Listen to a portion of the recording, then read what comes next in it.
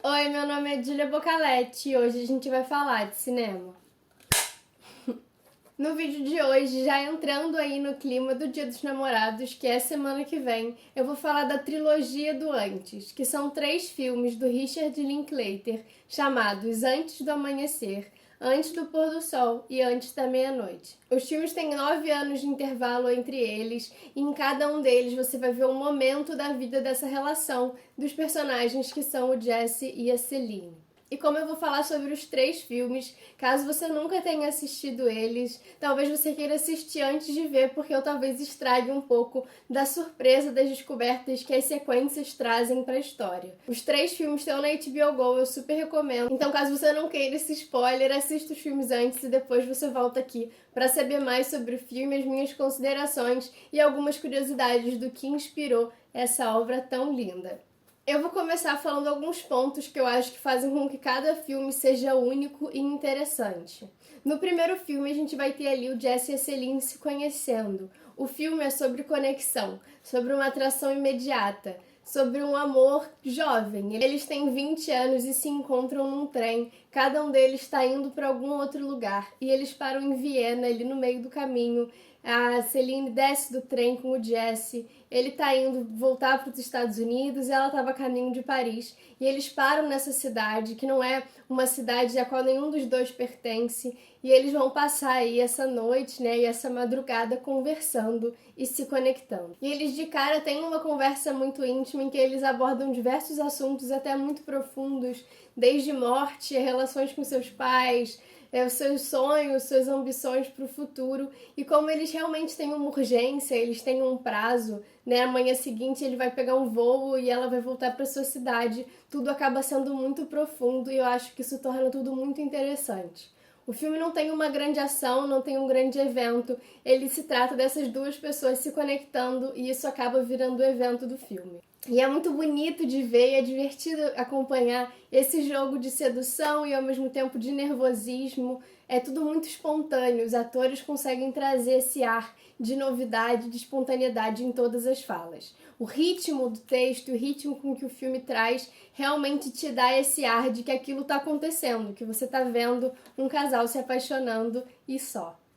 O fato deles estarem nessa cidade turística e caminhando por essas ruas também traz esse ar de que aquilo é um sonho, né? Eles mencionam isso, a sensação de que aquilo é nada mais do que um sonho para eles. Eu acho que o começo de um relacionamento tem esse lugar. É tudo novo, tem um encantamento muito grande pelo outro, por tudo que o outro pensa, por tudo que o outro fala.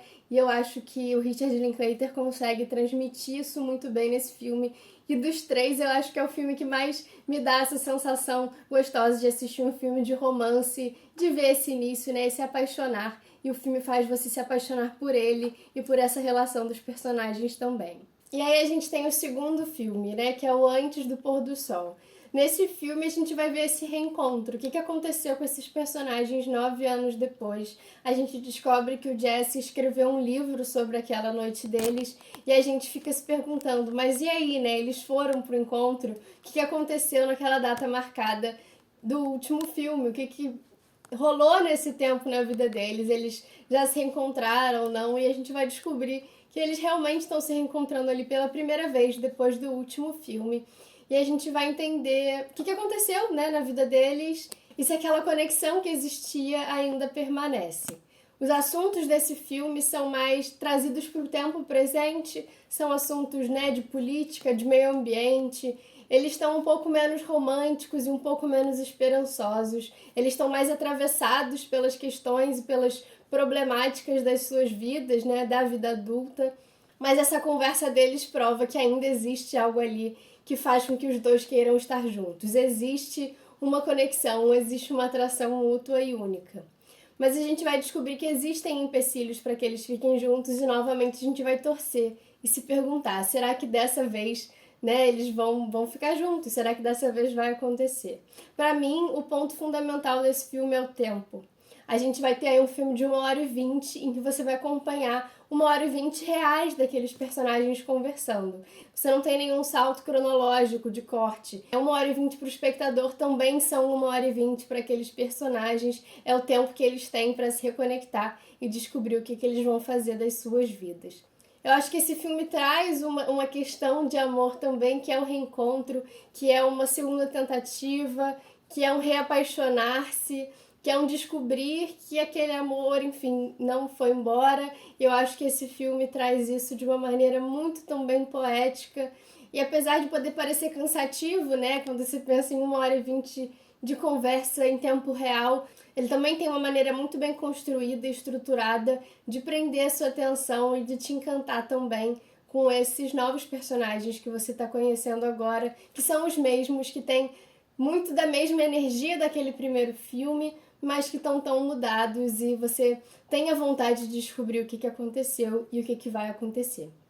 O que nos leva então ao terceiro e último filme, que é o Antes da Meia-Noite. E eu acho que esses 3 filmes são uma progressão, né, do sonho para a realidade. Se o primeiro filme é o ápice do sonho, do amor romântico, da paixão avassaladora, o segundo filme mostra um reencontro mais maduro, mas ainda tomado de muito encantamento e muita expectativa. E no terceiro filme a gente vai ver talvez um retrato maior da realidade, né, de um casal que, apesar de se amar muito e apesar de ter toda essa base, essa estrutura de paixão e de admiração e de conexão, tem problemas reais e tem conflitos e tem raiva e se agridem e fazem as pazes e o que acontece disso, né? Então eu acho que o Richard consegue nessa sequência trazer com os mesmos atores um retrato muito grande de diferentes fases do amor e de um relacionamento, e eu acho que isso é muito poderoso. Os atores tiveram um papel muito fundamental em como esse filme foi escrito e desenvolvido, porque apesar de não ter muito improviso no set, por exemplo, eles faziam revisões do roteiro e tinham uma liberdade de acrescentar e mudar coisas. O Richard Linklater fez esses roteiros em parceria com uma outra roteirista, que é a Kim Prison, e ela, enfim, ele chamou ela para participar porque ele não queria que a representação dele do feminino, né, da mulher, ficasse sempre passando por um olhar masculino, e ele também permite que o Ethan Hawke e a Julie Delpy opinem e transformem certas partes do diálogo em algo que para eles soe mais espontâneo e natural. E apesar de ser tudo pensado e muito bem estruturado, eu acho que essa química que esses atores têm e esse trabalho de roteiro que foi feito, que inclui os atores, realmente consegue transmitir para a tela essa sensação de que aquilo ali nada mais é do que um retrato da vida real de um casal quando a gente está assistindo algo que é muito programado. Eu acho que o jogo de câmera que o Richard Linklater faz é sempre para trazer aquilo ali para o mais natural possível. A câmera, quando se move, é para acompanhar o casal. Muitas vezes ele mantém a câmera estática para você focar naquela conversa que está acontecendo ali. E realmente o foco do filme é isso, é o que acontece entre esses 2 personagens. Uma curiosidade é que a música que a Julie Delpy canta ali no final do segundo filme, essa valsinha aqui que ela compôs, em tese, né, ali pro personagem do Jesse, é uma música que quem de fato escreveu foi a Julie Delpy.